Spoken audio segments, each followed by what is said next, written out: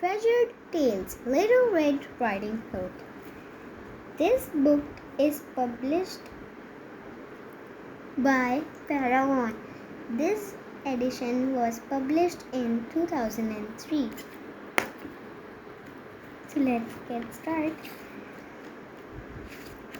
Once upon a time, there was a little girl who lived with her mother at the edge of a deep, dark forest. Everyone called the girl Little Red Riding Hood because she always wore a bright red cloak with a bright red hood.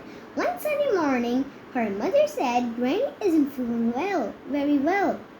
Please, will you take this basket of goodies to her to make her feel better?" "I will," replied Little Red Riding Hood. "Remember," said her mother, "stay on the path and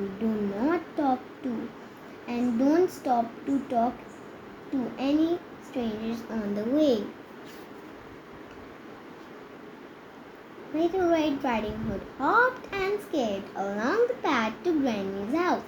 She had only gone a short way into deep dark forest when a nasty wolf with big shiny teeth and long sharp claws jumped out onto the path right in front of her.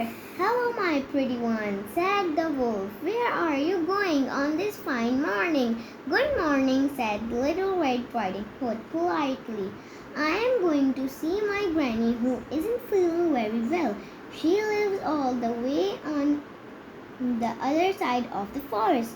But please excuse me, I am not allowed to talk to strangers." "Of course, little girl," sneered the crafty wolf. "You must be in a hurry. Why not take a moment to pick a big bunch of these lovely white flowers to cheer your granny up?" "Thank you, Mr. Wolf. That sounds like a very good idea," said Little Red Riding Hood, putting her basket down on the ground. "I am sure that Granny would love them." So while Little Red Riding Hood picked a bunch of sweet-smelling flowers, the wicked wolf raced ahead through the deep dark forest and soon arrived at Granny's pretty cottage. The wolf lifted the knocker and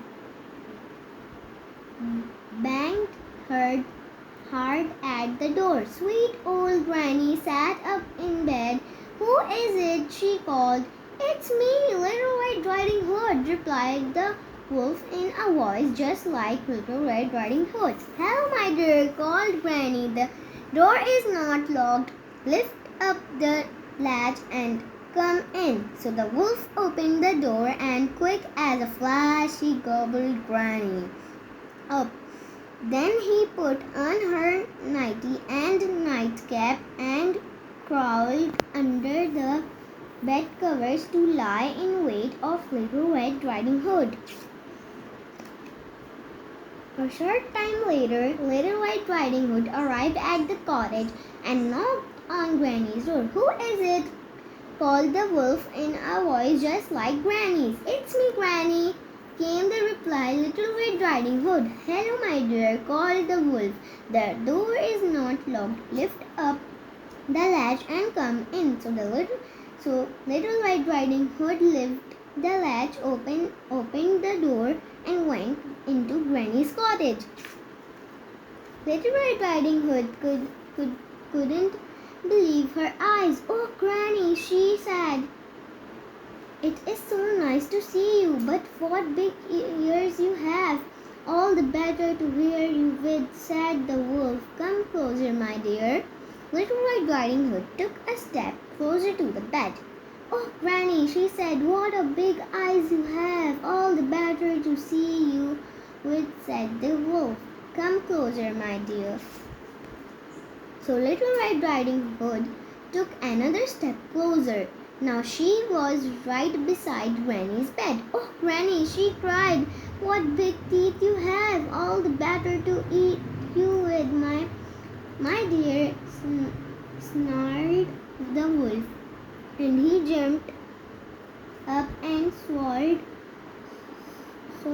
Little Red Riding Hood in one big gulp. Now it just so happened that a woodcutter was passing Granny's cottage that sunny morning. He was going to work on the other side of the forest. He knew that Granny had not been feeling very well, so he decided to look in on her. What a surprise he had when he saw a hairy wolf fast asleep in Granny's bed. When he saw the wolf's big fat tummy, he knew just what had happened. Quick as a flash, he took out his shiny sharp axe and sliced the wolf open.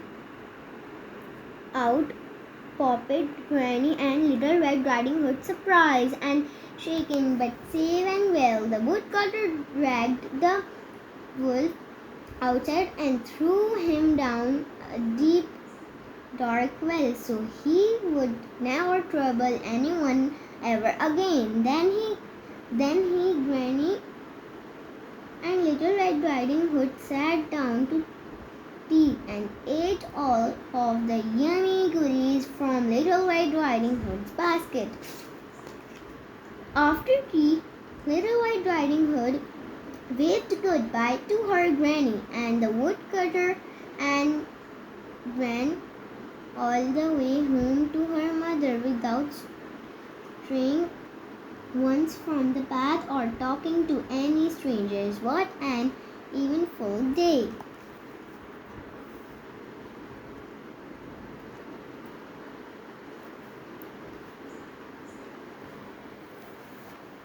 So the summary of this story is always listen to your parents and elders. Second, do not talk to strangers. I hope you like the video. So please like, subscribe, share the video and press the bell icon to get the notification for the next video. Bye.